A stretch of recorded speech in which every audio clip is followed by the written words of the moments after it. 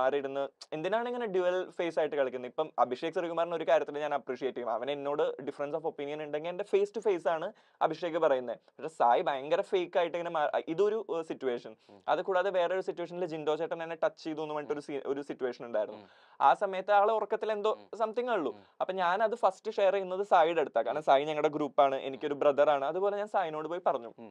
അപ്പൊ സായി എന്നോട് പറഞ്ഞത്, ഇങ്ങനെ ഒരു കേസ് ഉണ്ടെങ്കിൽ നമുക്ക് ചോദിക്കണം, നമുക്ക് ഇത് ഓക്കെ ആക്കാം, നമ്മുടെ സേഫ്റ്റി അത് ഇമ്പോർട്ടന്റ് ആണെന്നൊക്കെ പറഞ്ഞ് സായി അവിടെ ചോദിച്ചു കഴിഞ്ഞ് അതിന്റെ ഒരു ക്ലിപ്പ് ഞാൻ കണ്ടപ്പം സായി മാറുന്നത് സിബിനോട് പറയുന്നുണ്ട്, ഇവൻ LGBTQ വന്നത് കൊണ്ട് പുറത്ത് എന്തെങ്കിലും ഒരു കണ്ടന്റ് കൊടുക്കണം എന്ന് പറഞ്ഞ് ഇവൻ ഫേക്ക് ആയി ക്രിയേറ്റ് ചെയ്ത ഒരു കാര്യമാണിത്, പുറത്ത് സപ്പോർട്ട് കിട്ടാൻ വേണ്ടി. ഇനി ഇവനാണോ പിടിച്ചത്, അങ്ങനത്തെ ഒരു രീതിയിലുള്ള ഒരു ടോക്ക് കണ്ടു. അത് ഞാൻ ശരിക്കും ഷോക്ക്ഡ് ആയി പോയി. നമ്മുടെ അടുത്ത് ഇങ്ങനെ പറഞ്ഞ് അടുത്തൊരു ഫേസ്, നമ്മുടെ അടുത്തൊരു ക്യാരക്ടർ, അത് കഴിഞ്ഞിട്ട് മറ്റടുത്ത ഉള്ളിലുള്ള എന്താണെന്നുള്ളത് കാണിക്കുന്ന മറ്റു വശങ്ങളിലാണെന്നുള്ളത്. ഈ പലപ്പോഴും മുമ്പ് ഒരു ഇന്റർവ്യൂല് അഭിഷേകായിട്ടുള്ള ഒരു ഇൻഫ്ലുവൻസറുമായിട്ടുള്ള ബന്ധപ്പെട്ട് അല്ലെ ഒരു ചർച്ച ഉണ്ടാവുന്നതും അന്ന് മുമ്പ് വിഷയം ഉണ്ടായിട്ടുണ്ട്. എന്തുകൊണ്ട് തോന്നുന്നു അഭിഷേകിന് എങ്ങനെയാണ് ഇത്രയും ഒരു ശത്രുത മനോഭാവം അല്ലെങ്കിൽ ഒരു ഇഷ്ടക്കേട് മുഖത്ത് നോക്കിയാലും അല്ലാതെ പറയപ്പെടുന്നത്? അത് ഈ കമ്മ്യൂണിറ്റിനെ പ്രതികരിക്കുന്നതുകൊണ്ടാണോ, അതൊരു വ്യക്തി എന്ന നിലയിലാണോ? അതാണെങ്കിലും ഇപ്പോ ഇത്തരത്തിൽ ഇപ്പൊ സായി പറഞ്ഞുള്ള വിഷയമാണെങ്കിൽ സായിയുടെ ഇഷ്യൂ എന്താണെന്ന് എനിക്ക് സത്യത്തിൽ എനിക്ക് ഇപ്പോഴും അറിയില്ല. അത് എനിക്ക് സായിനോട് മേ ബി നേരിട്ട് സംസാരിച്ചാൽ മനസ്സിലാവുള്ളൂ. പക്ഷെ എനിക്ക് സംസാരിക്കണം എന്നില്ല. കാരണം ഇങ്ങനെ ഒരു ക്യാരക്ടർ ഉള്ള ഒരു വ്യക്തിയോട് എനിക്കിനി ഫ്യൂച്ചറിലായാലും ഫ്രണ്ട്ഷിപ്പ് വെക്കാനോ ഒന്നിനും ഒരു താല്പര്യം. ഞാൻ ഇത് കണ്ട നെക്സ്റ്റ് ടൈം ഞാൻ ചെയ്തത് ഇൻസ്റ്റയിൽ ഞാൻ സായിനെ ബ്ലോക്ക് ചെയ്തു. എനിക്കിനി സായിനെ കാണുമ്പോൾ നമുക്ക് മനസ്സിലാവും ഒരു ഹേറ്റഡ് അല്ലേ വരുന്നത്. അപ്പൊ എനിക്കിനി ഒരു എക്സ്പ്ലനേഷൻ വേണ്ട, എന്താന്നുള്ളത് നമ്മൾ കണ്ടിട്ട് ആൾക്ക് എന്താണ് ഇതിനെ പറ്റി പറയാനുള്ളത്. അല്ലൊരു പക്ഷെ ഇങ്ങനെ സംഭവം അഭിഷേക് കണ്ടു എന്നുള്ളത് സായിക്കും അറിയണ്ടാവില്ല അല്ലെ? കൃത്യമായിട്ട് രണ്ടുപേരും പുറത്തുണ്ട്. ഇപ്പൊ ഇതൊരു സംസാരിക്കണം, എന്തുകൊണ്ടാണ് ഞാൻ അത്രയും ബ്രദർ ആണെന്നുള്ള ഒരു ആ രീതിയിലേക്കാണ് കണ്ടതും സംസാരിച്ചതും, പിന്നെ എന്തുകൊണ്ടാണ് ഒരു ഗെയിമിനപ്പുറത്തേക്ക് അല്ലെ ഒരു വ്യക്തിഹത്യ ചെയ്യുന്ന പോലെ അങ്ങനെ സംസാരിക്കേണ്ടി വന്നു എന്നുള്ളത് ചോദിക്കാൻ തോന്നിയിട്ടില്ല, സംസാരിക്കാൻ തോന്നിയിട്ടില്ല? ഇപ്പോ ക്ലിയർ ചെയ്യണമെന്ന് എനിക്കില്ല ആക്ച്വലി. കാരണം ആ ഒരു ടൈമിൽ ഞാൻ എത്രത്തോളം ഹേർട്ടായെന്ന്, ഭയങ്കര ഹേർട്ടായി ഞാൻ. കാരണം നമ്മൾ എക്സ്പെക്ട് ചെയ്യുന്നില്ല. വേറെ ആരിപ്പോ പറഞ്ഞാലും, ഇപ്പൊ വേറൊരു കണ്ടസ്റ്റന്റ് ആയിക്കോട്ടെ, സിബിൻ പറഞ്ഞോട്ടെ, എന്നാൽ എനിക്ക് എക്സ്പെക്ടഡ് ആണ് ഇവരുടെ ക്യാരക്ടർ. നമ്മുടെ മുന്നിലും അങ്ങനെയാണ്, പിന്നിലും അങ്ങനെയാണ്. പക്ഷെ ഇത് ഭയങ്കര അൺഎക്സ്പെക്ടഡ് ആയി. അതുകൊണ്ട് എനിക്ക് അതിന്റെ ഒരു എക്സ്പ്ലനേഷൻ വേണ്ട, ലെറ്റ് ഇറ്റ് ബി, അത്രേ ഉള്ളൂ. ബിഗ് ബോസ് മലയാളത്തിന്റെ അവസാന സീസൺ ശരിക്കും പറഞ്ഞാൽ ഉദ്വേഗഭരിതമായിരുന്നു എന്ന് പറയാം. എല്ലാ എപ്പിസോഡുകളും തന്നെ ആകാംക്ഷയോടെയാണ് പ്രേക്ഷകർ കണ്ടത്. അത് മാത്രമല്ല, വെറൈറ്റി ആയിട്ടുള്ള കണ്ടസ്റ്റന്റ്സിനെയാണ്, മത്സരാർത്ഥികളെയാണ് ബിഗ് ബോസ് കഴിഞ്ഞ തവണ കൊണ്ടുവന്നത്. അതിൽ നമുക്കറിയാവുന്നവരും അറിയാത്തവരുമായിട്ടുള്ള നിരവധി പേരുണ്ടായിരുന്നു. അത്തരത്തിൽ ഒരാളായിരുന്നു ജാൻമണി ദാസ്. ജാൻമണി ദാസ് എന്ന് കേൾക്കുമ്പോൾ തന്നെ നമുക്ക് ഒരു അത്ഭുതം തോന്നാം. നോർത്ത് ഇന്ത്യൻ ആണോ, അല്ലെങ്കിൽ മലയാളി അല്ലാത്ത മറ്റൊരാളാണോ, തമിഴ് നാട്ടുകാരനാണോ, അല്ലെങ്കിൽ തമിഴ്നാട്ടുകാരിയാണോ എന്നൊക്കെയുള്ള സംശയങ്ങൾ ഉണ്ടാകാം. എന്നാൽ ജാൻമണി ദാസ് എന്ന പേര് സെർച്ച് ചെയ്തപ്പോൾ നിരവധി വിവരങ്ങളാണ് പുറത്തു വന്നത്. സെലിബ്രിറ്റി മേക്കപ്പ് ആർട്ടിസ്റ്റ് ആണ് ജാൻമണി ദാസ്. ഇപ്പോൾ ബിഗ് ബോസ് താരമായിട്ട് കൂടിയാണ് ജാൻമണി ദാസ് അറിയപ്പെടുന്നത്. ഇക്കഴിഞ്ഞ ബിഗ് ബോസ് മലയാളത്തിന്റെ 6ാം സീസണിലായിരുന്നു ജാൻമണി മത്സരിച്ചത്. തുടക്കം മുതലേ വീടിനകത്ത് ഓളം സൃഷ്ടിക്കാൻ താരത്തിന് സാധിച്ചിരുന്നു.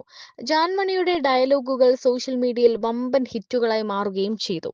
മത്സരത്തിന് ശേഷവും നിരന്തരം ജാൻമണി വാർത്തകളിൽ നിറയുകയാണ്.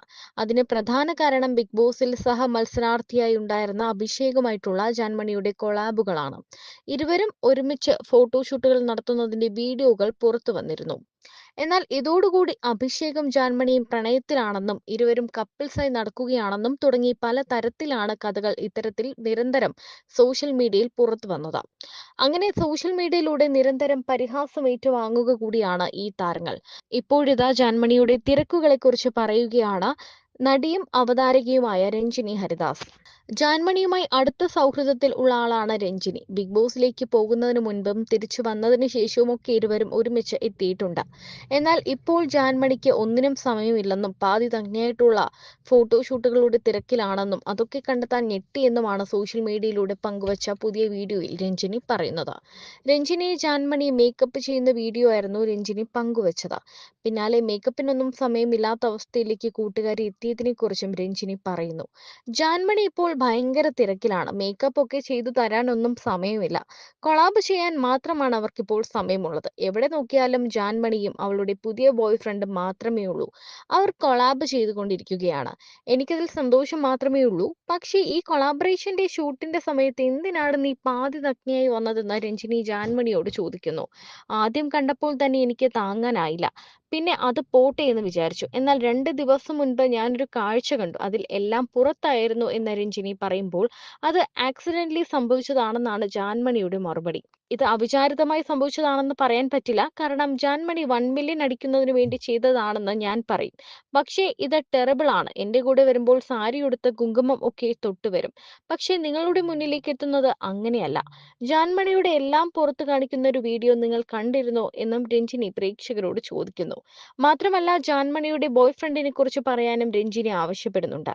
പിന്നാലെ ആ ബോയ്ഫ്രണ്ടിന് വേറൊരു ബോയ്ഫ്രണ്ട് ഉണ്ടെന്നും തമാശയായി നടി പറയുന്നു. ഇവരൊക്കെ എന്താണ് ചെയ്യുന്നതെന്ന് തനിക്ക് അറിയില്ലെന്നും തമാശയായി രഞ്ജിനിയും ജാൻമണിയും പറയുന്നുണ്ട്.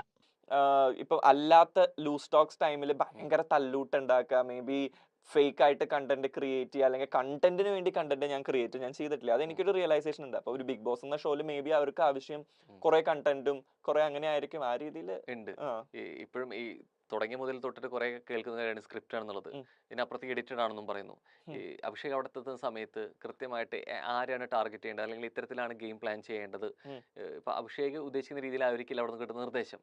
അത്തരത്തിൽ ഈ ക്രൂവിന്റെ ഭാഗത്തുനിന്ന് ഇല്ല ഇല്ല നിർദ്ദേശം വന്നിരുന്നോ? ഇല്ല, ഒരു നിർദ്ദേശവും എനിക്ക് ആരും ടാർഗറ്റ് ചെയ്യാനൊന്നും പറഞ്ഞിട്ടില്ല. ഇല്ല. ഇല്ല. ഈവൺ അവരൊരു എന്താ പറയാ, ഇൻഡയറക്റ്റ് വേല് പോലും എന്നോട് പറഞ്ഞിട്ടില്ല. എന്നോട് പറഞ്ഞ അതിനകത്ത് പോയി നല്ല ഫയർ ആയിരിക്കണം, ആ ഒരു വേർഡ് മാത്രമേ എൻ്റെ അടുത്ത് പറഞ്ഞിട്ടുള്ളൂ. പിന്നെ എന്തുകൊണ്ടായിരിക്കും ഇപ്പോഴും ഈ സീസണിൽ എത്രത്തോളം ഈ ആരോപണങ്ങൾ പിന്നീട് അല്ലെങ്കിൽ തുടരെ ഇത് ഉയരാനുള്ള ഒരു കാരണം എന്തുകൊണ്ടായിരിക്കും? പുറത്തു വരുമ്പോൾ തീർച്ചയായിട്ടും അത് കേട്ടിട്ടുണ്ടായിരിക്കുമല്ലോ. ഓക്കെ, ഏതാരോപണമാണ്? പ്രത്യേകിച്ച് സിബിൻ പറഞ്ഞൊരു വിഷയമുണ്ട്, അതിനകത്ത് നിന്നിട്ട് നിങ്ങൾ കൃത്യമായിട്ട് ഒരാൾക്ക് കപ്പ് പദ്ധതിയാണെന്നുണ്ടെങ്കിൽ പുറത്തു പോകുന്നുള്ളത്. ശരിക്കും അതിനകത്ത് നിന്നൊരാൾക്ക് അങ്ങനെ ഫീൽ ചെയ്തിട്ടുണ്ടോ? എനിക്ക് പേഴ്സണലി അങ്ങനെ ഫീൽ ചെയ്തിട്ടില്ല. സിബിൻ എന്തുകൊണ്ടാണ് അങ്ങനെ പറയുന്നതെന്ന് എനിക്ക് കറക്റ്റ് അറിയാം. അങ്ങനെ ഒരു ഫേവറേറ്റിസം അങ്ങനെ ഒരാളോട് കാണിക്കാൻ എന്തായിരിക്കും അതിന്റെ ബാക്കിൽ? എന്താ, ജാസ്മിൻ പൈസ കൊടുത്തു അങ്ങനെയാണോ ഉദ്ദേശിക്കുന്നത്? അങ്ങനെയെങ്കിലാണ് ഇവിടെ പലപ്പോഴും അഖിൽ മാരാർ പറഞ്ഞ വിഷയങ്ങളിലോട്ട് നിന്ന് വരുന്നത്. ഇപ്പൊ കാസ്റ്റിംഗ് ആവശ്യമാണെന്നുണ്ടെങ്കിലും ഈ പണവുമായി ബന്ധപ്പെട്ട് പല വിഷയങ്ങളും വരാറുണ്ട്.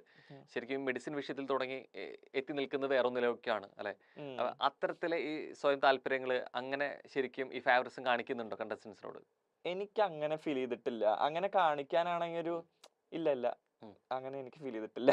ഇല്ല. ഈ മെഡിസിന്റെ ഇഷ്യൂ ആണെങ്കിൽ തന്നെ മെഡിസിൻ നമ്മൾ കഴിക്കണോ വേണ്ടയോ എന്ന് തീരുമാനിക്കേണ്ടത് നമ്മുടെ ഡിസിഷൻ അല്ലേ. ഇപ്പൊ ഒരു ഡോക്ടർ എന്ത് മരുന്ന് കിട്ടിയാലും അത് മേടിച്ച് കഴിക്കാന്നല്ലല്ലോ, നമ്മൾ അത് എന്താണെന്ന് നോക്കിയിട്ടല്ലേ. അപ്പം അതിലും ഞാൻ അഗ്രി ചെയ്യുന്നില്ല.